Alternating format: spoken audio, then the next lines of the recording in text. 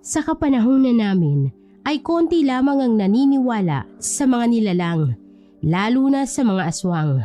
Sabi pa nga ng iilan, saka na sila maniniwala kung aktwal na nila itong mararanasan. Mapagpahalang araw po sa inyong lahat, lalong-lalo na sa magbibigay boses nitong aking sulat. Nais ko lamang pong ibahagi ang naging karanasan sa buhay ko noong ako'y binata pa.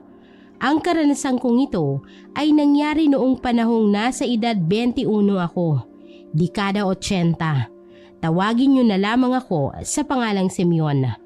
Naninirahan dito sa Tagum Bundok sa Kabisayaan, kasama ang aking Lolo Fredo at Lola Soledad. Hindi ko kilala ang aking mga magulang dahil ang kwento nila sa akin, bata pa lang ako nang iwan ako ng aking ina sa kanilang pangangalaga. Nag-ibang bansa raw ang aking ina, buhat nang mamatay ang aking ama dahil sa sakit sa puso. Noong ipinagbubuntis pa lamang ako. Pero magpahanggang sa ngayon ay hindi na bumalik ang aking ina sa hindi malamang kadahilanan. Sa aming lugar ay isang bantog na manggagamot ang aking lolo. Ang aking lola naman ay isang ordinaryong tao lamang na gustong mamuhay ng tahimik at walang ibang iniintindi. Simeon na po! Aba, kanina ka pa ba dyan? Anong ginagawa mo dyan sa loob ng palikuran? Ba't ang tagal mo naman dyan? Ang sakit na ng tiyan ko, apo! Kapag ako nadumi rito, ikaw ang palilinisin ko. Saglit lang, Lo. Ang sakit talaga po ng tiyan ko. Parang kinukuyungos ang buong laman loob ko. Aba, magmadali ka nga riyan. Hindi ko na mapigilan ng tiyan ko. Na paano ka ba, ha? Lolo, ang sakit po eh. Parang hindi ko po kinakaya, Lo. Sobrang sakit ng tiyan ko.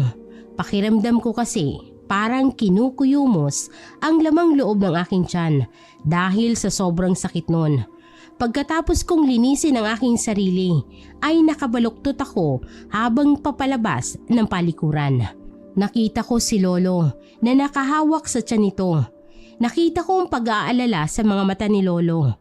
Pero dahil na rin sa hindi nito mapigilan ang pananakit ng tiyan, ay nagmadali na itong pumasok ng palikuran. Habang ako naman ay dahang-dahang umupo sa lupa pagkalabas ko mismo. Sandali, apo. Hintayin mo ako. Ano ka ba? Ano bang nangyayari sa'yo? Bakit naman sumasakit ang tiyan mo? Hindi ko po alam, Lo. Basta bigla ko na lang naramdaman ng pananakit ng tiyan ko. Nung makakain po ko ng burger na ibinigay sa akin ni Aling Hisusa, yung babaeng nakasalubong ko po kanina sa daan habang inuutusan mo po ako bumili ng sigarilyo sa ibaba. Yung bagong salta sa ating sityo, Lo. Kasama niyang anak niya, si Cara. Ano ka mo? Kumain ka ng burger? Abat, hindi ka na talaga nadadalang bata ka. Ilang beses ka nang nayanggaw dyan sa katakawan mo. Hindi ka talaga nagtitino kahit kailan. Hindi ko naman po sana tatanggapin, Lo eh. Kaso, nakita ko po kasing kasama niya yung anak niyang maganda. Siyempre po nakakahiya. Alam niyo naman pong crush na crush ko yun. Saka siya po yung nagbigay sa akin ng burger. Ayan! Mamamatay ka talaga dyan sa ugali mong yan, Simeon. Porket crush mo ang nagbigay, kakainin mo na. Paano na lang kung may lason yan? Itigo kang bata ka. Itayin mo akong matapos rito at nang madagukan ko yung ulo mo. Ang tanda-tanda mo na, hindi ka pa rin nadadala.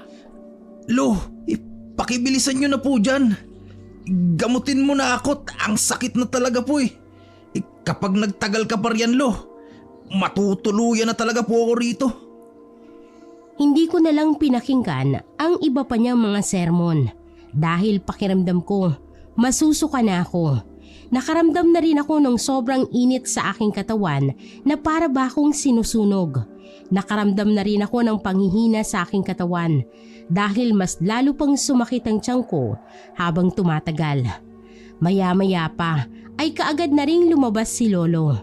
Inalalayan niya akong makatayo ng maayos, pagkatapos ay inakay niya ako papasok ng aming bahay. Pinahiga agad ako ni Lolo sa sala at agad na ginamot. Tama ngang hinala sa akin ni Lolo na nayanggaw ulit ako, kaya hindi maputol-putol ang sermon niya sa akin. Dati-rati kasi, nayanggaw na rin ako nang may magbigay sa akin ng pagkain sa daanan habang nagpapastol ako ng aming kalabaw. At dahil sa ginutom ako ng mga panahong yon ay tinanggap ko at kinain. Huli ko nang nalaman na aswang pala ang babaeng yon at bigla na lamang naglaho sa aming baryo. O sige, matulog ka na muna ha, Semyon. May gagawin lang ako. Susunduin ko ang lola mo na naglalabas sa batis. Magpahinga ka muna riyan. Sige po, Lo. Matutulog muna po ako saglit. Ang sakit po talaga ng tiyan ko eh. Hinding-hindi na po talaga ako tatanggap ng pagkain na bigay ng kung sino-sino. O sige, matulog ka na. Ang taas ng lagnat mo, Apo. Gagamutin kita mamaya pagkagising mo ha. Inumin mo muna itong langis na pinakuloan ko na may kasamang tubig nang mahimasmasan yung init ng katawan mo.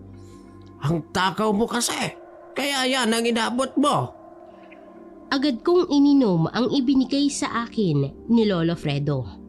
Medyo napapangiwi pa ako dahil sa kakaibang lasa nito. Kahit pang ilang beses ko na itong natikman ay hindi pa rin nasasanay ang lalamunan ko. Inorasyonan din ako ni Lolo sa kanyang buhay na salita bago siya tuluyang umalis ng bahay. Pagkatapos ay kaagad naman akong nakatulog dahil sa sama ng pakiramdam ko.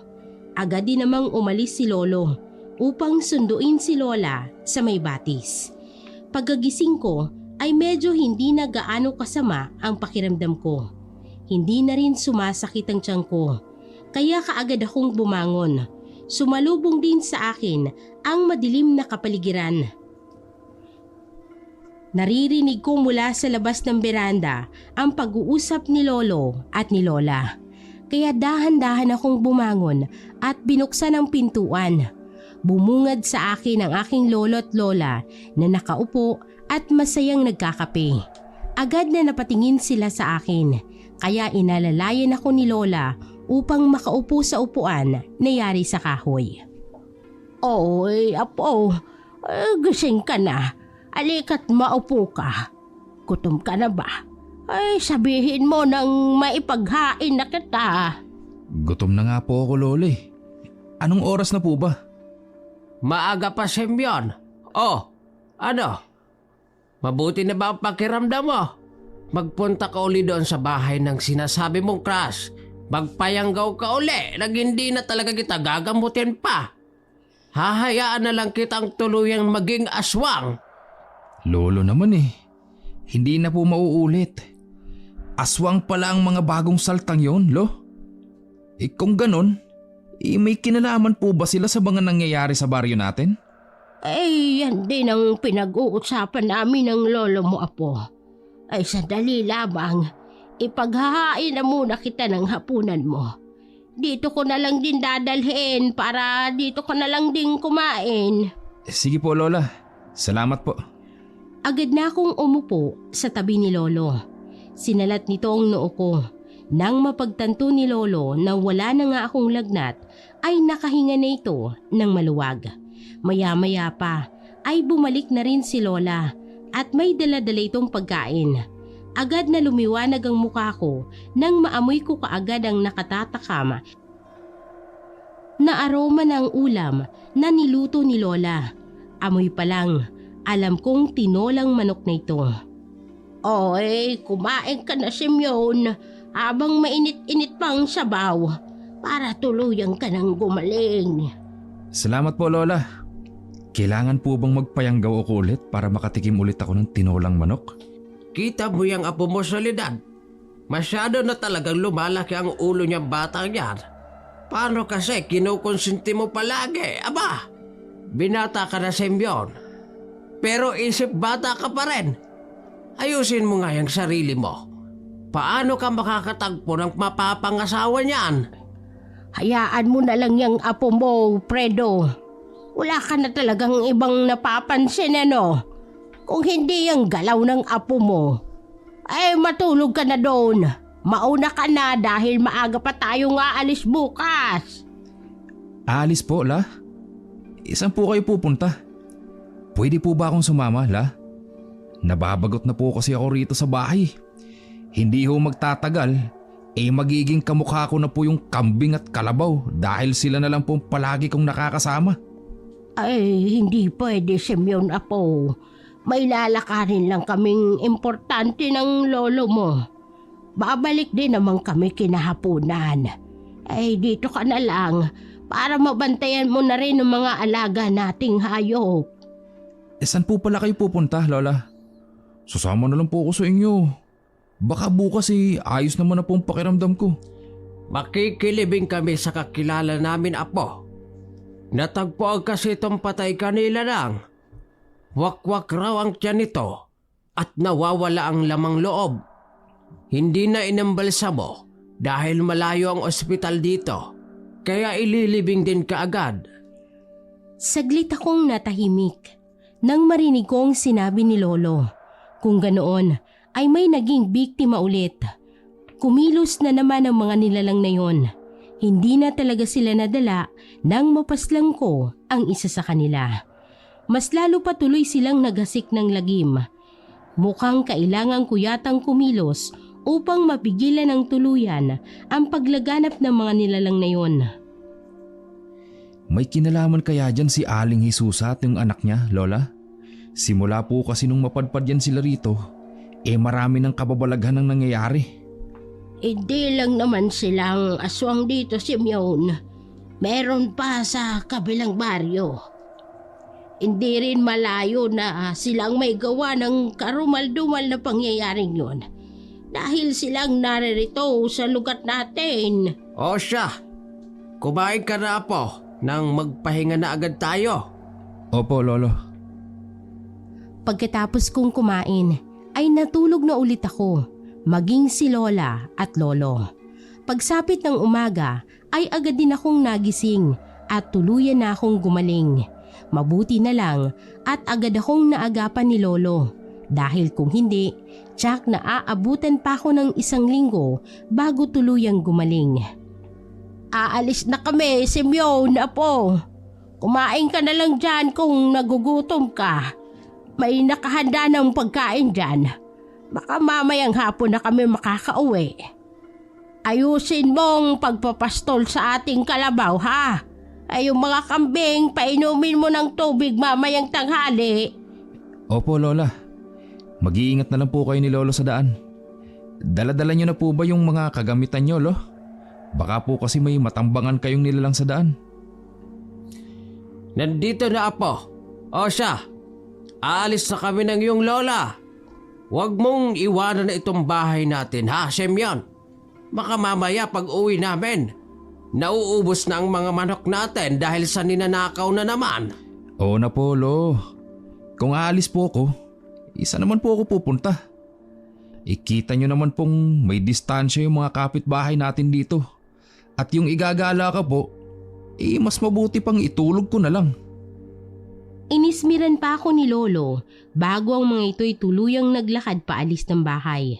Nang tuluyan na silang umalis ay inilibot ko ang aking paningin sa kabuuan ng bahay.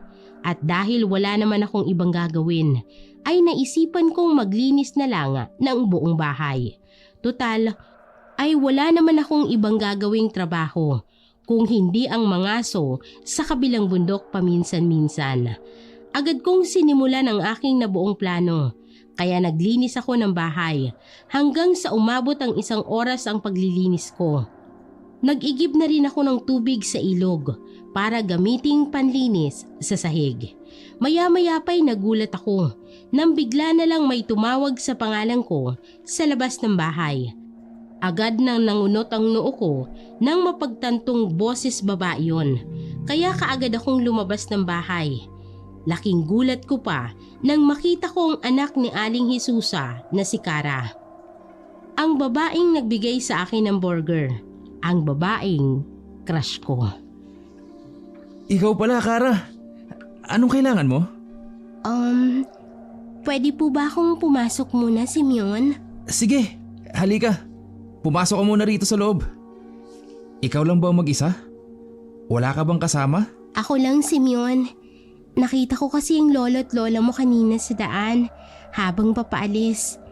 Hindi na ako nagsayang pa ng oras. Agad na ako nagpunta rito. Bakit? May maitutulong ba ako sa'yo, Kara? Mukhang importante yata yung sadya mo rito ah.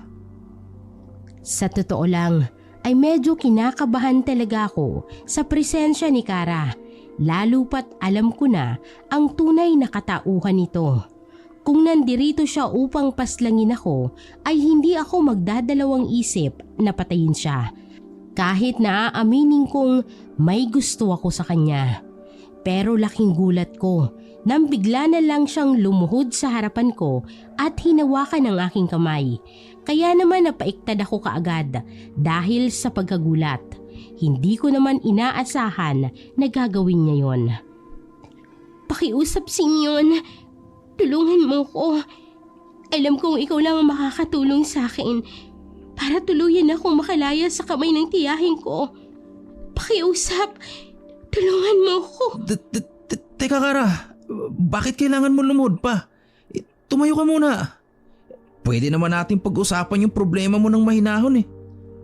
Agad kong tinulungang makatayo si Kara at pinaupo ng maayos dahil halos mangiyak-ngiyak na siya sa hindi ko naman malaman na kadahilanan.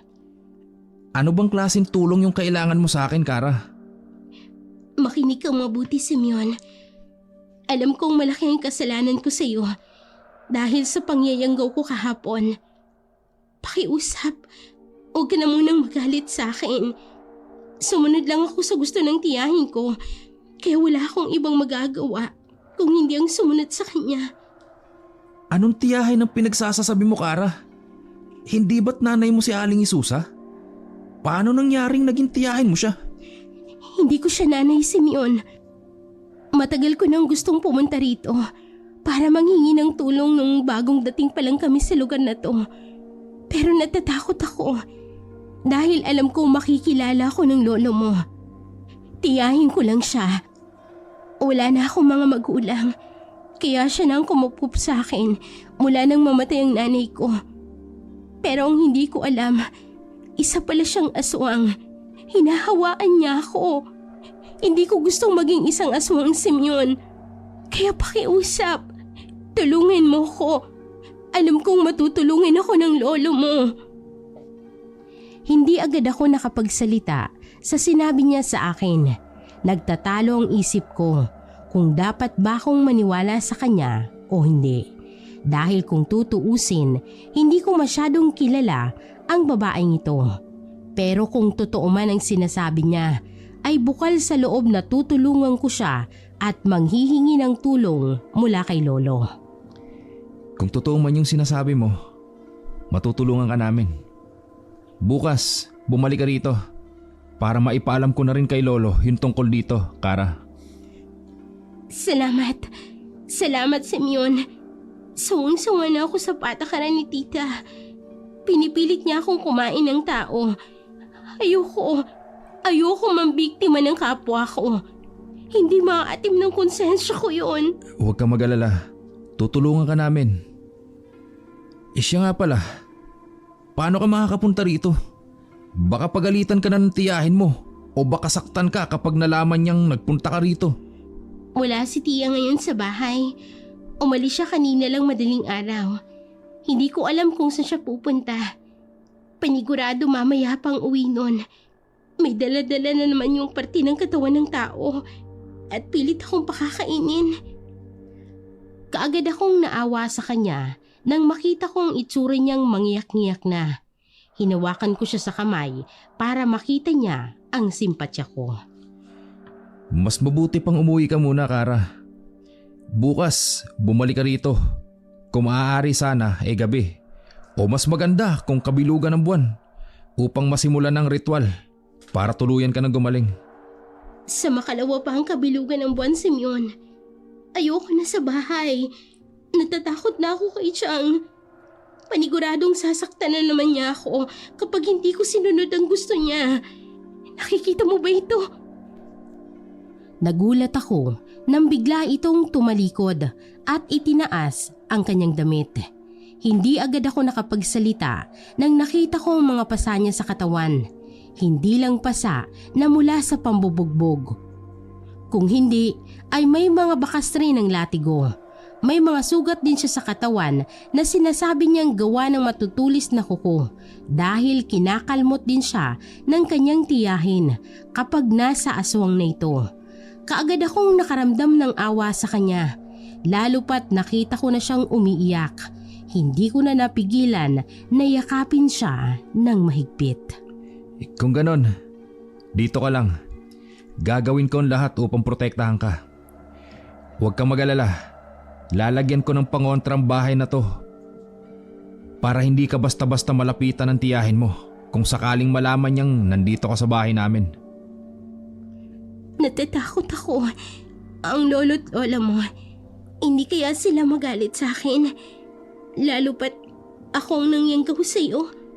Ako na ang bahalang magpaliwanag sa kanila. Sa ngayon, dito ka lang. May gagawin ako importante. Agad ko siyang dinala sa kwarto ko dahil hindi naman pwede sa loob ng kwarto ni Lolo dahil maraming pangontra doon, tsak na mahihirapan siya. Bago pa pumasok ay kinuha ko muna ang pangontra sa kwarto ko, gaya na lamang ng langis at buntot pagi at ang punyal na sagrado. Dahil inusalan ko yon ng mga buhay na salita, lalo na ang buntot pagi. Kailangan kong alisin ang mga yun para maging komportable siya. Dito lang ako sa labas. Tawagin mo na lang ako kung may kailangan ka. Matulog ka muna dito. Ito nga pala yung gamot. Pagkatapos mong haplasan yung mga pasa mo, itapal mo ang mga halamang gamot sa sugat mo. Makakatulong yan upang mas mabilis ang paggaling ng mga sugat mo. Salamat. Maraming salamat, Simeon. Tatanawin kong isang malaking utang na loob ang pagtulong mong ito sa akin. Saka ka na magpasalamat sa akin sa oras na tuluyan ka ng makalaya dyan sa sumpa mo, Kara. O sige, magpahinga ka na kaagad pagkatapos mong gamutin yung sarili mo. Pagkatapos kong ibigay sa kanya ang mga gamot, ay agad din akong lumabas ng kwarto para lagyan ng pangontra ang kabuuan ng bahay.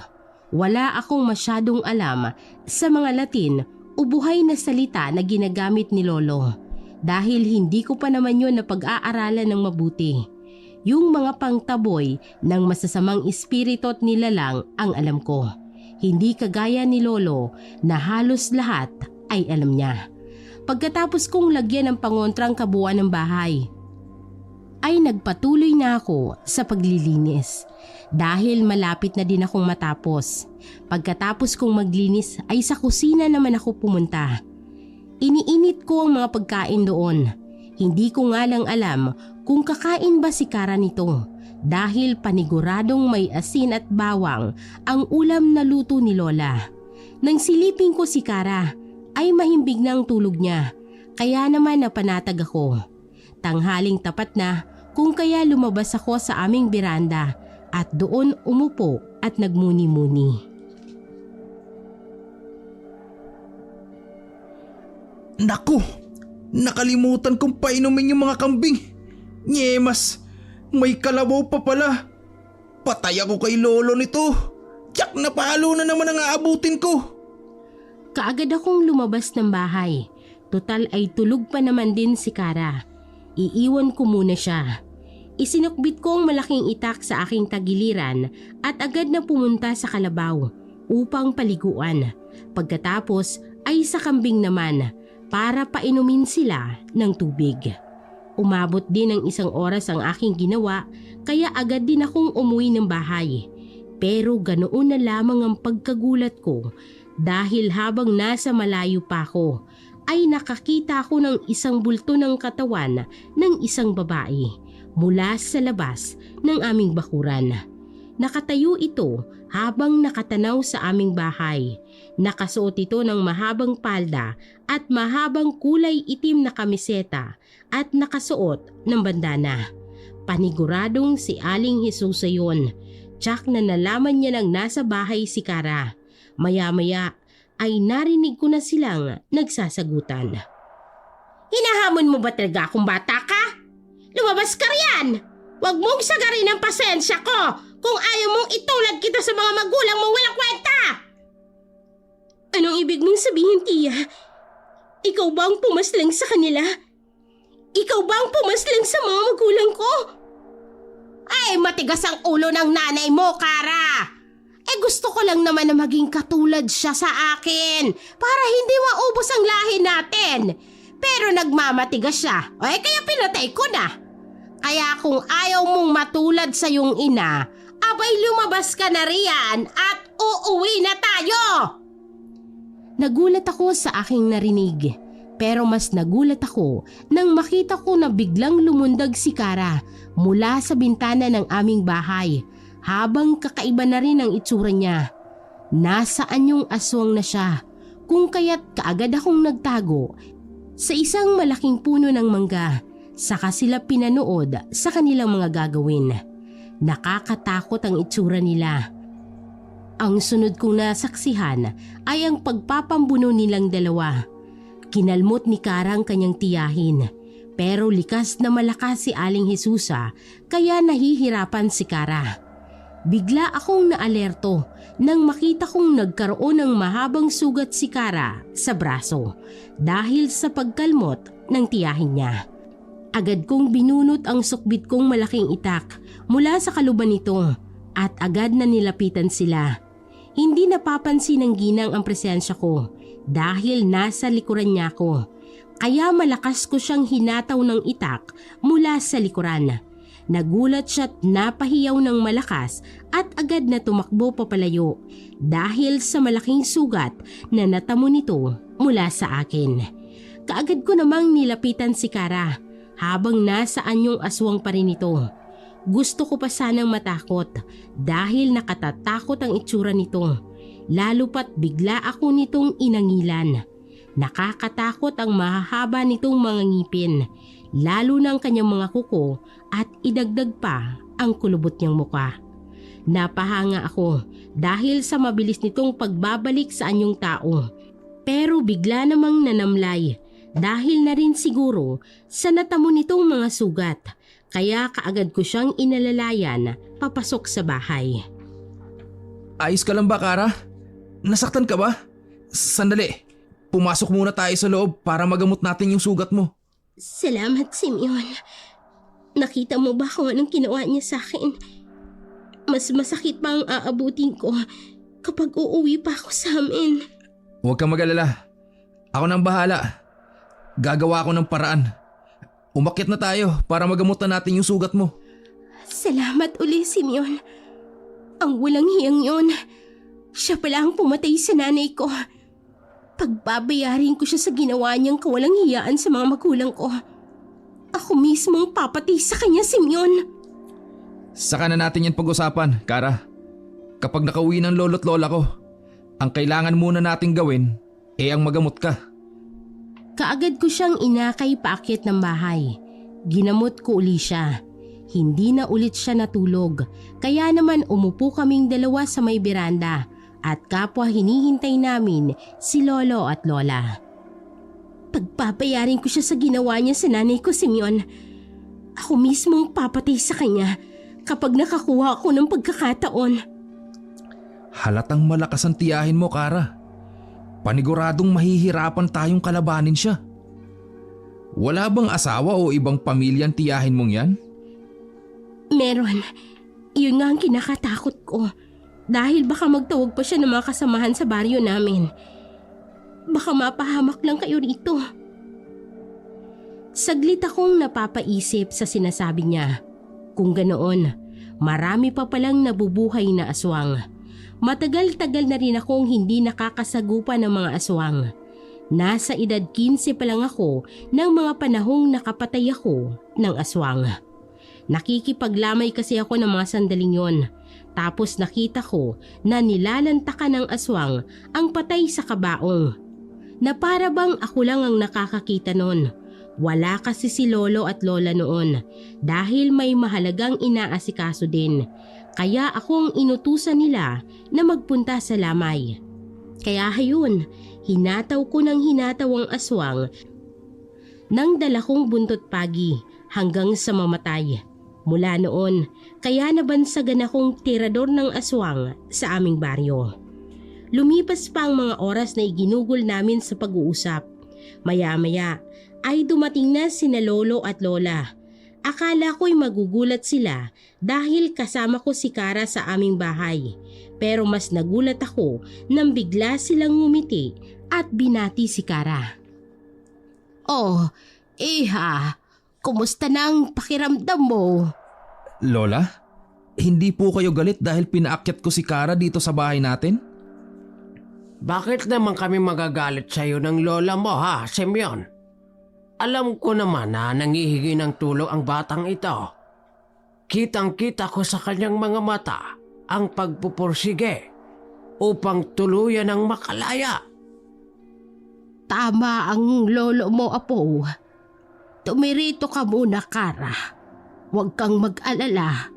Tutulungan ka namin sa abot ng aming makakaya. Maraming salamat po, Lolo Fredo. Lola Soledad. Matagal ko na po talagang gustong pumunta rito upang humingi ng tulong mula sa inyo. Kaso lang nahihiya po ako at natatakot din. Huwag ka nang mahiya at matakot, Kara. Ay siya, ala. Simeon, ang kalabaw, asikasuhin mo muna yon. Maghahanda na ako ng ating hapunan. Ikaw, iha. Alam kong hayop ang kinakain mo. Kung kaya't kakatayan na lang kita ng sariwang manok mamaya. Hindi ka pwedeng kumain sa pagkain namin dahil may asin yun. Salamat po. Salamat po talaga ng marami. Lalo na sa inyong pagtulong at pagpapatuloy sa akin. Tatanawin ko po itong isang malaking utang na loob. Agad na akong nagpunta sa kalabaw at pinaliguan ko. Pinastol muna ito ng ilang minuto bago ko itinali uli. Pero habang ginagawa ko yon ay may naramdaman akong kakaiba. Parang may nagmamasid sa akin. Kaya agad kong inalisto ang sarili ko at nakiramdam. Hindi ko pinapahalata na nararamdaman ko ang presensya ng kung sino mang nilalang na nakamasid sa akin. Alam kong ang tiyahin yun ni Kara. Mukhang bumalik ito at sinusubaybayan ang mga kilos ko. Mabuti na nga rin at nakauwi na lang ako ng bahay ay walang pagsugod ang nilalang na naganap. Hanggang sa tuluyan ng sumapit ang gabi at hanggang matapos kaming kumain at napagpasyahan na naming magpahinga na. At dahil si Karang natutulog sa kwarto ko, ay sa sala na ako naglatag ng mahihigaan. Nagising na lang ako nang makaramdam ako ng sobrang init. Kaya bumangon ako at pinahira ng muka na punong-puno ng pawis. At agad na lumayo para buksan ang bintana. Para kahit papaano ay may papasok na hangin. Nang bigla na lang akong magulat. Nang sa pagbukas ko ng bintana ay nakita ko si Aling Jesusa na nasa labas ng aming bakuran habang diretsyong nakatitig sa akin. Sumalubong din ang mukha ko ang mabaho at malansang amoy na dinadala ng hangin. Palagay ko ay nagmula yun sa kanyang mabahong amoy. Nanunuot ito sa ilong ko, kaya naman bahagya pang tinakpan ko ang aking ilong. Kahit anong gawin mong pagmamasid sa amin, hindi mo na mababawi pa ang pamangkin mo, Aling Jesusa. Tigilan mo na yung pag-aasik mo ng lagim. Ibabalik na namin sa pagiging tao ang pamangkin mo. Biglang naging mabalasik ang tingin na ipinukol niya sa akin nang isigaw ko ang mga sinabi ko. Bahagya pa siyang umangil habang nakatitig sa akin ng masama. Nakaramdam din ako ng takot dahil pakiramdam ko ay talagang galit siya. Sisiguraduhin kong pagbabayaran nyo ang pangingialam nyo sa amin. Hindi ko kayo patatahimikin. Kahit ano pang gawin mo, Aling Jesusa, hindi na magbabago ang pasya ko. Tutulungan ko ang pamangkin mo na maibalik siya sa dati. Bigla itong umangil na tila ba isang mabagsik na hayop. Bigla itong dumapa sa lupa na siyang nagpakabog sa dibdib ko. Nakatatakot at nakakakilabot siyang pagmasdan, lalo pa nang biglang bumuhaghag ang mga buhok nito na tila ba hindi na dadaanan ng suklay. Gumapang ito ng dahan-dahan habang nakatuwad pa rin at mabalasik akong tinititigan. Pinagmamasdan ko lang ito ng mabuti. Kung ano pa ang kaya nitong gawin. Tumakbo siyang papalapit sa bahay namin. Nang lalagpas na sana ito sa may batong ipinalibot sa buong bakuran, ay bigla siyang napasigaw at agad na napaatras na para bang napapaso sa mga batong yun. Napapangisi ako dahil hindi niya kinayang orasyon na inilagay ko sa palibot ng bahay namin. Biglang nagising sina lolo at lola at mabilis na dumungaw sa bintana para makita kung sino ang bisita namin. Kahit ano pang gawin mo, Aling Jesusa, hinding-hindi ka makakalapit sa pamangkin mo. Kung kaya't mas mabuti pang umalis ka na lang sa baryong to. Dahil kung pipilitin mo pa rin ang sarili mo, mapipilitan akong kalabanin ka. At kung mabigyan pa ng pagkakataon, baka mapaslang pa kita. Umalis ka sa pamamahay ko, Jesusa! Kung ayaw mong matikman ng hagupit ko, gagamutin ko ang pamangkin mo para ilayo sa mga nilalang na katulad mo. Umangil ng umangil ang aswang habang nagpupumilit na pumasok sa bakuran namin. Nagmistula itong isang asong nakawala sa kulungan at gustong-gustong manakmal. Maya-maya pa ay bigla na itong nagpalit ng anyo. Nagiging isang malaking paniki na ito at lumipad papalayo. Doon ako nakahinga ng maluwag. Mabuti na lang talaga at hindi nagising si Kara. Dahil siguro sa sobrang pagod at pananakit ng katawan. Dahil sa mga sugat at pasa na natamo niya mula sa tiyahing aswang. Kung nagkataon kasi nagising siya, tsak na makikipagsagupaan na naman siya sa tiyahin niya. Hindi talaga tayo tatantanan ng aswang na yun, Semyon. Mag-iingat na lamang tayo at magdagdag pa ng pangontra dito sa ating bahay para hindi siya makalapit. Hindi niya pwedeng makuha si Kara. Mukhang galit na galit siya. Baka mapatay niya ang batang yon. Ay paniguradong babalik pa yun ulit dito, Fredo. Kailangan na nating magamot si Kara. Kapag natanggal na natin ang pagiging aswang niya, titigilan na siya ni Jesusa. Bukas na bukas din, uumpisa na natin ang gamutan. O siya, matulog na tayong muli. Hindi na yun babalik pa ngayong gabi. Isara mo ng mabuti ang bintana, Apo, ha? Tayo na sa lidad. Matulog na tayo. Opo, Lo. Matulog na po kayo. Ako na po ang bahala rito. Kinabukasan ay nahuli ako ng gising. Nakaramdam pa ako ng hiya dahil tinanghali ako ng gising. Nakakahiya kay Kara dahil nakabulagta pa ako sa sahig. Ang sabi pa naman ni Lola sa akin dati ay naghihilik raw ako tuwing natutulog. Ay mabuti naman at gising ka na, Apo. Oy siya, bumangon ka na kaagad riyan at magkape para masamahan mong maligo si Kara. Nasaan na po si Kara, Lola? Saka, bakit naman po hindi nyo kaagad ako ginising? Nakakahiya pa tuloy kay Karang makita akong nakapulagta pa dito sa sala.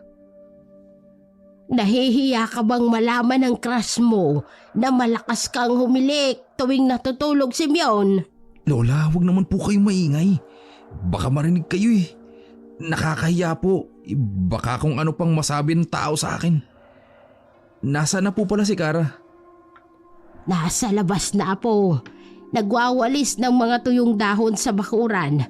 Ayaw ko sanang pumayag na gawin niya yon. Pero mapilit ang batang yun. Nakakabagot raw ang walang ibang ginagawa. Kaya pinagbigyan ko na. Saka anong mahiya? May hiya ka pa palang nakatago riyan, apo. Abay, umayos ka. Nang marinig ko ang sinabi ni Lola, ay kaagad kong niligpit ang mga ginamit kong kumot at banig. Pagkatapos ay nagtungo ako sa kusina upang magtimpla pa ng kape.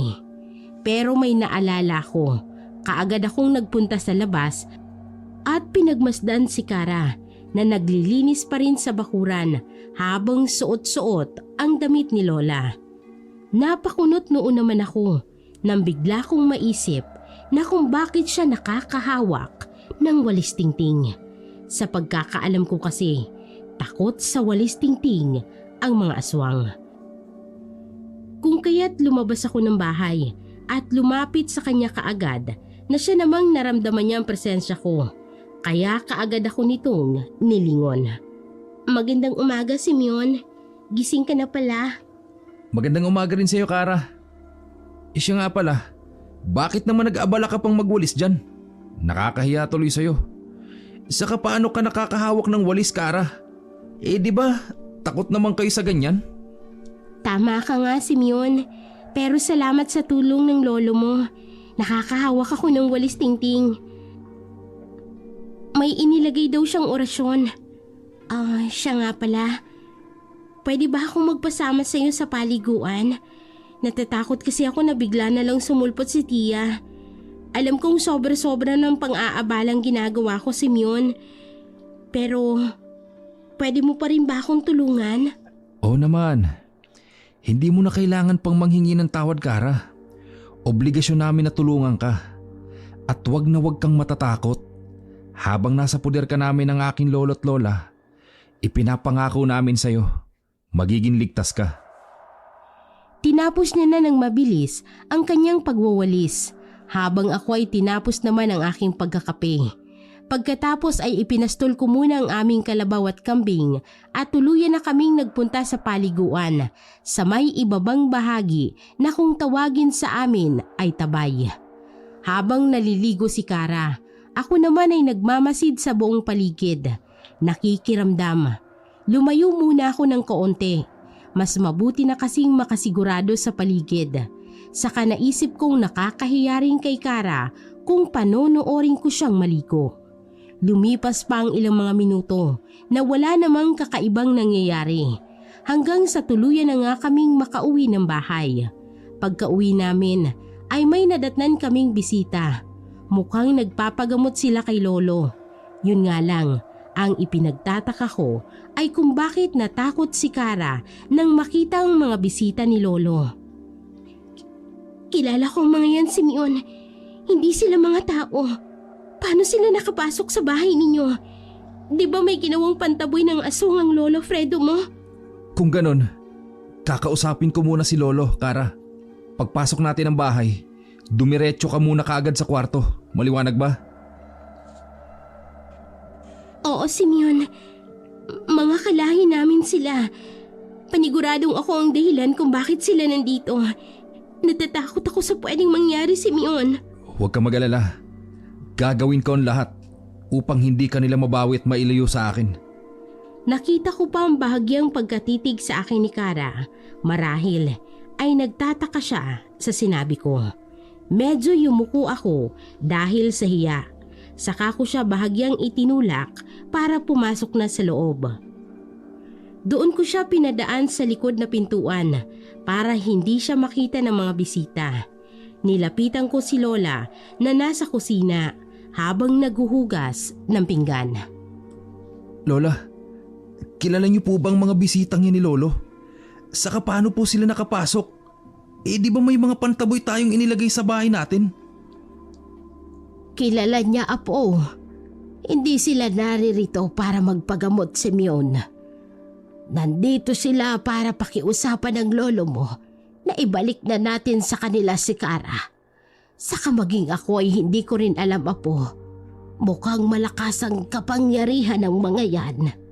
Yan ang hindi ako papayag, Lola. Nakita niyo po ba ang mga pasa at sugat sa katawan ni Kara dahil sa ginawa ng tiyahin niya sa kanya? Kung magpupumilit silang kunin si Kara, pagsisisiyan talaga nila na nagpunta pa sila dito sa lugar natin. Huminahon ka, Simeon. Huwag ka munang padalos-dalos. Hintayin natin ang lolo mo kung ano ang naging usapan nila. Baka mapahama ka lang at si Kara. Tinanguan ko na lamang si Lola at nagpunta kaagad sa beranda. Naabutan ko si Lolo na nakatayo habang nakikipag-usap sa tatlong mga kalalakihan. Nakita kong bumaling ang tingin ng tatlong panauhin ni Lolo sa akin. Kaagad akong tumabi kay Lolo. Napansin ko rin ang kakaibang mga titig ng mga lalaki sa akin. Sana naman, nagkakaunawaan tayo sa ating napag-usapan. Pumarito si Kara upang manghingi ng tulong sa akin. Isa akong albularyo. Kung kaya't kung sino man ang may gustong manghingi sa akin ng tulong, hinding-hindi ko hihindian. Kaagad na tumayo ang tatlong lalaki habang nakangiting nakatitig sa amin ni Lolo at wala silang lingon-lingon na umalis ng bahay. Saka na lamang kami nakahinga ng maluwag nang tuluyan na silang nakalayo. Maya-maya ay lumapit sa amin si Lola at Kara na nakita kong takot at pag-aalala sa mukha nila. Huwag ka mag-alala, Kara. Hindi ako papayag na makuha ka nila kung hindi mo rin naman kagustuhan. Hindi na ako babalik doon, Simeon. Buo na ang desisyon ko magpapagamot para tuluyang makalaya ako sa sumpang ito. Huwag kang mag-alala, Iha. Mamaya, umpisahan na natin ang gamutan. Kaya ihanda mo na ang iyong sarili. Opo, Lolo. Maraming salamat po sa pagtulong niyo sa akin. Gagawin ko po itong isang malaking utang na loob. Huwag mo nang isipin pa ang mga bagay na yan, Iha. Ang mahalaga ay matulungan ka namin upang hindi ka na mahihirapan pa sa sumpa na yan. Lumipas pa ang mga oras. Bigla akong nakaramdam ng pagkabagot kung kaya't naisipan kong mangasong muli sa bundok. Inisip kong baka makakuha akong muli ng mga ligaw na manok at may maibigay ako kay Kara o di kaya ay may maiulam kami. Pwede ba akong sumama sa pangangaso, Simeon? Wala na din naman akong ibang gagawin dito eh. Bakit? Kaya na ba ng katawan mo, Kara? Malayong pupuntahan ko. Pamatay oras ko lang kasi ito. Mababagot lang kasi ako rito kapag wala akong ibang ginagawa. Kaya ko pa naman eh. Mababagot din ako dito kapag iniwan mo ko. Kaya sasama na lang ako. Oo, sige. Maganda ka na. Dahil tatagal din tayo ng mga ilang oras. Tama-tama pag-uwi natin dito. Magdadapit hapon na. Salamat, Simeon. Sandali lang ah. Magpapalit lang ako ng damit. Mabuti na rin at pinayagan kami nila Lolo at Lola. Pinabitbit sa akin ang mahabang baril na ginagamit ni Lolo sa pangangaso. Pagkatapos ay nagsimula na kaming lumakad ni Kara. Pagdating namin sa bundok ay kaagad kaming nagmasid sa buong paligid hanggang sa makakita kami ng mga ligaw na manok. Pero laking gulat ko na lang nang makarinig ng mga pagaspas ng pakpak. Pagtingin ko sa aking likuran ay nagulat ako nang makita ko si Kara habang nakaupo at nilalantakan nito ang buhay na kawawang manok na ligaw. Napapangiti na lang ako dahil isa din yon sa dahilan kung bakit ko siya isinama. Naisip kong mas okay ng hayop ang kinakain niya kaysa tao. Imbes na mandiri ako, ay natuwa pa ako habang pinagmamasdan siya. Pero ang kalakip doon ay naawa ako sa kanya dahil sa kanyang kalagayan. Magpakabusog ka lang dyan, Kara. Dito lang ako sa paligid. Alam kong mabilis mo lang ako mahahanap. Kaya maglilibot-libot muna ako. Maghahanap ako ng ibang mga ligaw na manok para may maiuwi tayo. Salamat, Simeon. Pasensya ka na. Kanina pa kasi ako nagugutom. Kaya hindi na ako nakapagtimpi. Naiya na kasi akong manghingi ng manok sa lola mo. Dahil binigyan niya na ako kagabi. Baka kasi maubos ko ang mga manok ninyo. Ayos lang, Kara. Sige lang, magpakabusog ka lang dyan. Maglilibot-libot lang muna ako. Saka wag mo nang isipin yan. Dahil kinabukasan, paniguradong ibang putahe naman ang gugustuhin mong kainin. Tumangulang ito kaya doon na ako napapangiti at nagsimulang maglakad para maghanap ng panibagong manok na gala. Lumipas pa ang mga oras, napapangiti na lang ako dahil 5 piraso ang nakuha ko. Hapon na rin kung kaya't umuwi na kami ni Kara. Masayang masaya si Lola dahil merong kaming pang-ulam. Ang totoo ay marami naman kaming mga manok. Talagang kuripot lang si Lola na magkatay dahil gusto nito ay paramihin. Ayan tuloy, sa sobrang kakuriputan niya ay ninanakaw ang iba naming mga manok. Nagpahinga muna kami ni Kara at nagpasalamat uli siya sa akin dahil nalibang daw siya sa pangangaso. Nginitian ko lang siya bago kami nag-usap ng kung ano-ano hanggang sa sumapit ang gabi at lahat ng inihanda namin, lalo na si Lolo, para sa panggagamot kay Kara. Habang ako'y nagsisimula ng lagyan ng panibagong pangontra ang aming bahay para kung may dumating man na hindi inaasahang bisita ay hindi kaagad kami magambala. Pagsapit ng 6:00 ng hapon ay nagsihanda na kami habang nasa isang kwarto. Doon ka na sa labas, Simeon. Magbantay ka roon. Dahil may bisita tayong paparating. Wag na wag mong hahayaang makalapit sa amin ang mga aswang na yon. Ako na po ang bahala, Lolo. Huwag niyo po sanang pabayaan si Kara. Huwag kang mag-alala. Hindi namin pababayaan ang iyong lola, ang crush mo. O siya, hala, lumabas ka na ron. Ikaw na ang bahala sa paparating na bisita. Mag-iingat ka, Simeon. Malakas ang mga nilalang na yon kumpara kay Tia. Huwag mo na akong alalahanin, Kara. Iyong sarili mong tulungan mo para tuluyan ka ng gumaling. Salamat, Simeon. Salamat. Lumabas na ako sa kwarto ni na Lolo at Lola. Kinuha ko ang buntot pagi na nakapatong sa aming altar. Kinuha ko rin ang malaking itak na nakasuksok pa sa kanyang kaluban at itinali sa aking tagiliran. Nakikiramdam muna ako ng mabuti hanggang sa maya-maya pa ay may narinig akong samot-saring huni ng mga wakwak. Sumilip ako sa siwang ng aming bintana. Nakita ko mula sa labas ang 4 na mga taong nakatayo mula sa labas ng aming bakuran. Pinangungunahan ni Aling Jesusa ang mga ito. Nakatingin ito sa aming bahay, lalo na sa kwarto na kung saan doon magaganap ang gamutan. Nagulat na lang ako nang marinig kong malakas na pagsigaw ni Kara sa loob ng kwarto ni na Lolo at Lola. Kaya alam kong nagsisimula na si Lolo na gamutin si Kara. Kumakalat na rin ang dilim sa paligid dahil paggabi na. At salamat sa malaking bilog na buwan dahil nakikita kong mabuti ang pagpapalit ng anyo ng mga nilalang na nasa labas ng aming bakuran. Nagmistula silang asong kalalabas pa lamang ng kulungan. Gustong-gusto ng mga ito na lumundag papasok sa aming bakuran. Subalit hindi makapasok dahil sa inilagay kong pangontra.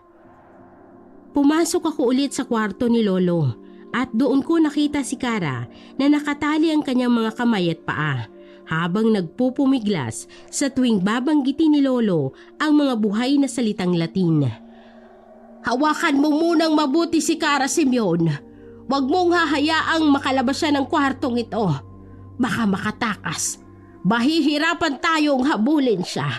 Kapag nakalayo na siya, hindi natin siya magagamot. Lola?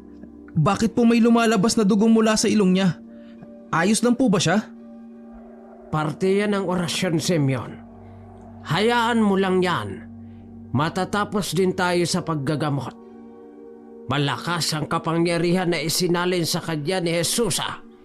Kaya kailangan muna nating maipasuka ang itim na mutya na ipinagkaloob ni Jesusa sa kanya. Kung ganun, Lolo, gawin niyo na po para matapos na ang lahat ng ito. Lola, kayo na po ang bahala rito. Haharapin ko na muna po ang mga nilalang na nasa labas. Pasensyahan na lang kung patuloy pa rin silang magmamatigas. Makakatikim talaga sila sa akin. Nagulat pa kami nang biglang may kung anong bagay ang dumapo sa aming bubungan. Nagkatinginan kaming tatlo habang si Kara ay nagpatuloy pa rin sa pag-angil at pagsigaw na may kasamang pagpupumiglas. Hindi na ako nagsayang pa ng oras. Kaagad akong lumabas ng bahay. Kitang-kita ko mula sa aking kinatatayuan si Aling Jesusa na pilit na binabaklas ang aming bubungan. Agad akong napatingin sa aking likuran nang marinig kong malakas na pag-angil ng 3 aswang sa akin. Nagulat ako nang bigla na lamang akong lundagan ng mga ito. Kaya agad akong naging alerto. Napaatras ako at agad na hinampas ang dalang buntot pagi sa aswang na lumundag sa akin. Nagpambuno kaming 3. Walang gustong magpatalo sa amin. Lahat ay ginagawa namin para mapaslang ang isa't isa at maprotektahan din ang sarili. Nagkaroon ako ng malaking sugat sa likod dahil sa natamong kalmot ng aswang sa akin. Pero agad din akong nabuhayan ng loob nang mapaslang kong isa sa kanilang mga kasamahan. Walang patid ko itong pinaghahagupit ng buntot pagi at nang mapagod siya at mapahinto ay saka ko sinugod. Pinaibabawang ko siya. Pinagsusuntok ko sa muka at nang hindi na gaanong makagalawang aswang ay hinugot ko naman ang kutsilyong iniipit ko sa baywang ko. Walang pagdadalawang isip kong itinarak ang patalim sa liig ng aswang, dahilan para tuluyan siyang mamatay. Mas lalo namang ikinagalit ng 2 pang natitirang aswang ang aking ginawa. Mas nagiging agresibo ang bawat mga galaw nila dahil sa galit. Umangil ng malakas si Aling Jesusa sa bubungan namin habang nakatingin sa patay niyang kasamahan. Sinabihan naman siya ng isa pa niyang kasama na ituloy lang ang ginagawa at siya na raw ang tatapos sa akin. Sisiw lang daw ako sa kanya. Nalagpasan nga raw niya ang orasyon na inilagay ko sa palibot ng bahay. Tawang-tawa pa siya habang inaasar ako. Nginisihan ko na rin siya. Ganon? Akala mo talaga pipitsugin ako? Halika! Nang magkasubukan tayo! Lapit! Biglang nanlisik ang mga mata ng lalaking aswang. Dali-dali siyang tumalon, mabilis ang kanyang pagkilos. At hindi na nga nasundan ng aking mga mata. Nakita ko na lang siyang nasa harapan ko. Hindi ko na rin nailaga ng malakas niyang suntok. Bumagsak ako sa lupa. Pagtingin ko sa kanya ay nakatayo sa aking paanan at maya-maya ay bigla akong sinipa. Tayo! Hanggang dyan ka na lang ba? Sabi ko na nga ba, lampa ka! Natsambahan mo lang ang kasama ko kanina kasi lampa din siya! Siraulo ka! Sandali nga! Patayo na ako nang tinapakan niya ang aking dibdib. Malakas nga siya. Hindi ko man lang magawang alisin ang paa niya. Sumisikip na ang dibdib ko dahil nahihirapan na akong huminga. Tapos ay tinatawanan niya lang ako. Sa inis ko dahil nga hindi ako makawala ay itinaas ko ang ulo ko at saka kinagat ko ang binti niya. Halos baklasin ko ang balat dahil sa aking pagkainis. Sumigaw siya ng malakas at tinanggal ang paa niya. Nagtatatalon siya sa sakit habang nagmumura. Kinuha ko ang pagkakataong yun para atakihin siya. Hinugot ko sa kaluban ng itak na mahaba at saka ko siya pinagtutusok sa likod. Hindi ko alam kung ilang beses kong ginawa yon, pero tinigilan ko lang nang makita ko siyang nakaluhod na sa lupa. Nagawa niya pa akong lingunin at doon ko nakitang sumusuka na siya ng dugo. Naalis ko ang tingin sa kanya nang marinig kong sigaw ng lola ko mula sa loob ng bahay. Doon ko pa lamang nalaman na nakapasok na pala si Jesusa sa loob. Pagtingin ko sa bubungan namin ay nakita ko ang yero na natuklap na. Hanep! Malakas siya! Nagawa niyang iangating yero kahit sandamakmak ang pako nun. Nakuha mo pa mga istorbo sa loob?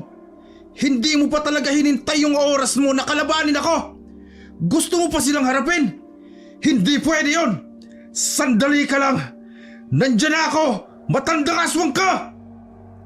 Kaagad akong pumasok sa loob ng bahay at doon ay naabutan ko si Lola na nakaupo sa sahig habang sapo ang kanyang tiyan. Agad akong ginapangan ng sobrang kaba kaya kaagad ko siyang nilapitan. Lola, ano po nangyari sa inyo? Ayos lang po ba kayo? Si Lolo at Kara po, asan po sila? Ang lolo mo, Apo, abulit mo. Nakuha ni Susa si Kara. Pilisan mo, Apo, hanggat may oras pa. Ano po? Nakatakas ang walang hiya. Pero paano po kayo, Lola? Hindi ko kayo pwedeng iwan dito. May sugat po kayo, Lola. Kaya ko pa ang sarili ko, Apo. Kaya ko pa itong lunasan. Ang mahalaga ang lolo mo at si Kara. Pilisan mo na, Apo. Baka mahuli ka pa ng dating. Kahit labag man sa loob ko na iwanan si Lola, ay kinailangan kong gawin dahil kinakailangan ko ring sundan si Lolo at si Kara. Nagmamadali akong lumabas ng bahay pero sa likurang bahagi ako dumaan kung saan doon din dumaan sila Lolo. Pagkalabas ko ay nagpalingalinga ako dahil sa medyo madilim ang paligid. Nalimutan kong magdala ng flashlight pero wala na akong panahon na balikan yon. Mas mahalagang maabutan ko sila dahil iniisip ko ang kaligtasan ni Kara at ng lolo ko. Nagmamadali ako sa pagtakbo hanggang sa naabutan ko sila sa gitna ng daan papunta sa bundok. Nakita kong nakikipaglaban si Lolo habang si Kara naman ay nakasalampak sa daan. Una kong nilapitan si Kara dahil nakita kong kaya naman ni Lolong labanan ng aswang. Nagulat pa ako nang bigla akong inangila ni Kara. Ako to! Si Simeon! Hindi ka ba nakakakilala kapag nasaan yung aswang ka? Si Lolo, tulungan mo siya! Yun! Nakikilala mo naman pala ako. Hinang-hina ka. Kakalagan muna kita. Mabilis ko siyang kinalagan sa pagkakagapos. Tapos ay pinagtulakan niya na akong tulungan si Lolo na labanan ang tiyahin niya. Maya-maya ay narinig kong malakas na paghiyaw ni Lolo Fredo kaya kaagad akong napabaling sa kanya. Nakita kong duguan ang kanang braso niya. Lolo, ayos lang po ba kayo? Ako na pong bahala dito, Lo. Kayo na pong bahala kay Kara. Ibalik niyo na po siya sa bahay at ituloy na po ang gamutan. Ako na po ang haharap sa makulit na aswang na to. O sige, mag-iingat ka. Malakas siya. Mas malakas siya ngayon. Opo, Lolo. Ako na po ang bahala.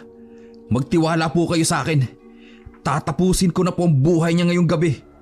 Ayaw niyang makinig. Mas gusto talaga niyang mamatay na. Hindi ko na po hahayaan pang makatakas sa kamay ko ang aswang na yan. Tumatapang ng duwag! Napatay ko na ang dalawa mong kasama. Ano? Naduduwag ka na? Hindi naman sila kawalan. Hindi dadami ang lahi namin kapag walang babae. Mas mahalagang makuha ko si Kara. Hindi ako papayag! Umangil ng malakas ang aswang. Pagkatapos ay lumundag siya ng mataas. Sinundan ko na lang siya ng tingin. Hanggang sa lumapag siya sa kinaroroonan ni Kara at Lolo.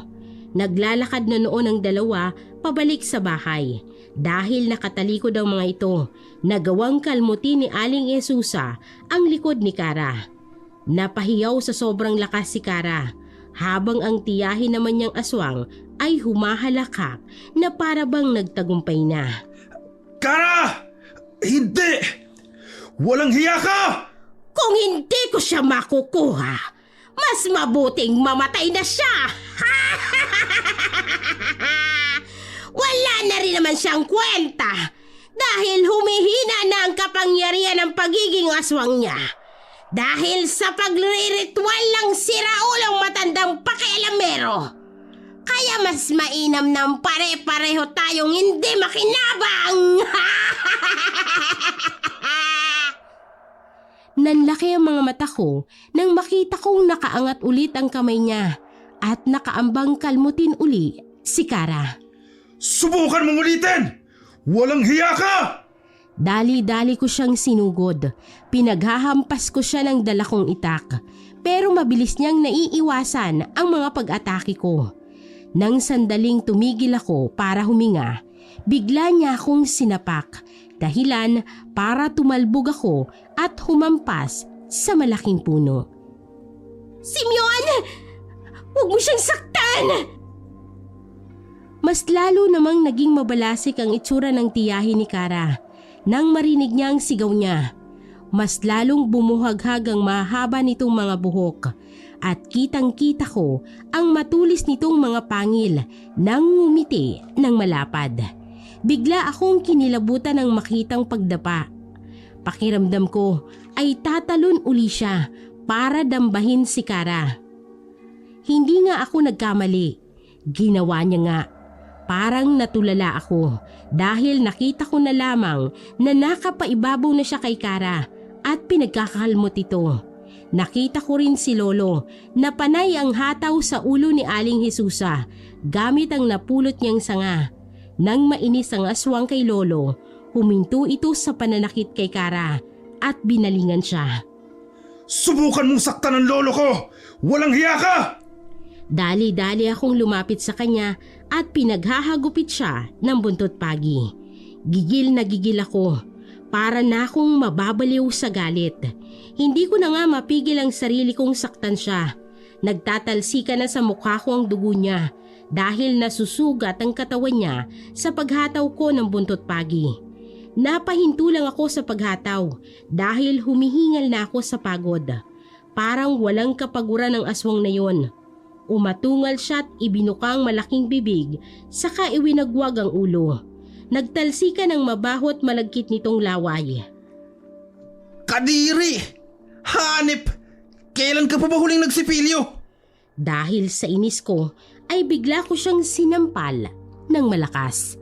Napaatras ako dahil sa gulat nang bigla niya akong angilan. Kahit madilim ang paligid, naaninag ko pa rin ang mabaho nitong laway habang tumutulo. Bigla ulit siyang lumundag papunta sa akin, kung kaya't sinalubong ko siya ng isang malakas na paghataw ng itak. Bumagsak siya sa lupa. Doon ko lang nakita na naputol ko pala ang kaliwang braso niya. Hindi ko na pinatagal pa ang lahat. Kaagad ko siyang tinaga ng tinaga habang nakapikit ako. Napatigil lang ako nang magsalita si Lolo. Tama na yan, Apo. Simeon, patay na siya. Ginawa mo lang pang-adobo ang karni niya. Huwag mo nang pinuhin. Hindi naman tayo gagawa ng longganisa. Tapos na, Apo. Nagtagumpay na tayo. Ipinagmamalaki kita, Apo, bilang isang tirador ng mga aswang. Tunay ngang para sa'yo ang bansag na yon. Tapos na po, Lolo. Kumusta po ang pakiramdam nyo? Si Kara po. Oo. Akayin mo na ang crush mong aswang at ibalik sa bahay para maipagpatuloy natin ang panggagamot sa kanya. Mauuna na ako sa iyo, Apo, ha? Dahil nag-iisa lamang ang lola mo sa bahay. Opo, Lolo. May sugat po si Lola. Kayo na pong bahala sa kanya. Tutulungan ko muna po si Kara. Kaya niyo pa po bang maglakad mag-isa pa uwi ng bahay? Anong akala mo sa akin? Lampa? Hindi naman ako sagatan. Si Kara ang isipin mo dahil may sugat yon. Sige po, Lolo. Kara, kaya mo bang maglakad? Hindi ko alam. Ayos lang ba kung kakargahin kita? Oo, sige. Pasensya ka na, Simeon. Sobrang nanghihina ako. Normal yan. Ginagamot ka kasi. Tara na, umuwi na tayo. Parang ang lalim ng sugat mo, Kara. Baka maubusan ka na ng dugo. Ayos lang ako. Huwag mo akong alalahanin. Mababaw lang naman ang sugat ko. Hindi ko na iniinda pa ang mga sugat ko na kumikirot dahil ang mahalaga sa akin ay ang buhay ni Kara, lalo pat natutunan ko na siyang mahalin sa maikling panahon. Pagkarating ko sa bahay ay nakita kong ginagamot ni Lolo ang sugat ni Lola. Kung kaya't inilapag ko muna si Kara sa sahig ng sala. Uminom muna ako ng tubig dahil nakaramdam ako ng matinding pagkauhaw. Tapos na ang lahat, Apo. Nagtagumpay tayo. Ipinagmamalaki talaga kita, Simeon. Napakatapang mong bata. Bagay na bagay nga sa iyong pagiging isang tirador ng mga aswang. Ipinagmamalaki ka namin ng iyong lola, apo. Kayang-kaya mong protektahan ang sarili mo. Panahon na para siguro ituro ko na sa iyo ang patungkol sa paggagamot upang ikaw na ang tuluyang tutulong sa lugar na ito. Hindi pa po ako nakapaghanda patungkol dyan, Lolo. Sapat na po kasi sa akin yung mabantayan kayo at mapuksa ang mga aswang sa ating baryo. Napakabusilak ng iyong puso, apo. O siya, gagamutin na natin yung sugat mo para makapagpahinga na tayo. Bukas na bukas rin, itutuloy ko ang paggagamot kay Kara. Hindi siya pwede ngayon dahil sobrang hina ng katawan niya.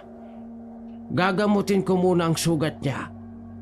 Kapag hindi pa kaya ng katawan niya bukas, hintayin natin na gumaling ang mga sugat niya bago natin simulan ang pag-aalis ng sumpa sa kanya. Sige po, Lolo. Para po matapos ng lahat ng ito, gusto ko na rin pong makapagpahinga na rin po kayo. Kasi may edad na rin po kayo. Salamat, apo. Salamat sa pag-unawa. O siya, lumapit ka na dito para malagyan ko na ng halapang gamot ang mga sugat mo. Si Kara po muna, Lo. O sige, tulungan mo siyang ihiga dito sa katre. Kinabukasan ay ginamot muli ni Lolo si Kara dahil malakas na agad ang katawan niya. Mabilis niyang napagaling ang sarili. Naghilom din agad ang mga sugat niya. Ang sabi niya ay ginamot daw niya ng kanyang laway. Lumipas pa ang ilang mga buwan. Tuluyan na ding naalis ni Lolo ang sumpa ng pagiging aswang sa kanya. Mahabang naging gamutan nila pero nagtagumpay yun hanggang sa dahan-dahan na kaming makapagpalagayan ng loob ni Kara at sabay na mga planong bumuo ng aming sariling pamilya.